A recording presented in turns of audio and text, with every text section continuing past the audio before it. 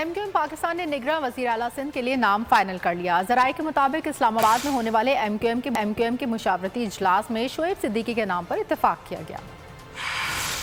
Election کہ 8 تاریخ کو آج میرا خیال تمام چینل خبر چلا رہی تھی کہ 8 تاریخ کو اسمبلی ڈیزالو کر as far as M Q M is concerned ہم سے رابطہ نہیں کیا۔ خالد مقبول صدیقی صاحب آج رات اسلام آباد تشریف لا رہے ہیں، کل یا پرسوں پر ان سے ملاقات ہوگی اور وہ تمام ایشوز جو پینڈنگ ہیں ان کے اوپر ان سے مختلف جسے کہتے ہیں بڑے اچھے طریقے سے گفتگو ہوگی۔ ہماری کیا خواہش ہے کہ ڈیجیٹل مردم شماری کے تحت 2 مہینہ 3 مہینے 2.5 مہینہ جتنا بھی لگتا ہے آپ اس کے حلقہ بندیاں کرائیں اور نئے مردم شماری کے حوالے سے الیکشن کے انعقاد کو ممکن بنایا جا سکے۔ چیزوں میں بہتری آ رہی ہے اور پہلی دفعہ پاکستان کی تاریخ میں سیاسی اور عسکری قیادت ایک ساتھ ہو کر بیٹھی ہے۔ ہم نے پچھلے کئی دنوں سے ان کے پہ نظر رکھا ہوا تھا۔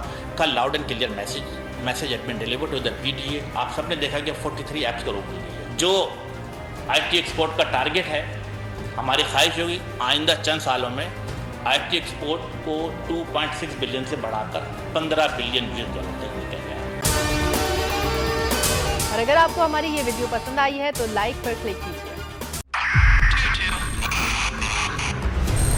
موبائل لون اپلیکیشن سے قرض لینا عوام کے لیے عذاب بن گیا۔ سود کی زیادتی اور دھمکیاں، شہری نے اپنی جان لے لی۔ بول نے دیا اپنے عوام کا ساتھ، اٹھائی اس اسکیم کے خلاف آواز۔ جو ہے لون دینے کے حوالے سے فراڈ بن رہی ہیں اور لوگوں کی زندگیوں سے اور ان کی عزتوں سے بھی کھیل رہی ہیں۔ تو میں یہ سمجھتا ہوں یہاں پہ 2-3 بڑی اہم چیزیں یہ ہے کہ ایسی ایپس جو کہ ایکسیس پرووائڈ کر دیتی ہیں ٹو دی کانٹیکٹس اور اس کے علاوہ ٹو دا گیلری۔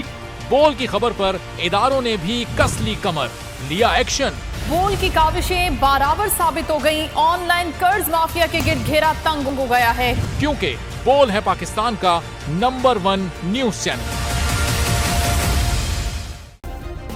سبسکرائب کریں اور بیل دبائیں تاکہ کوئی خبر رہ نہ جائے۔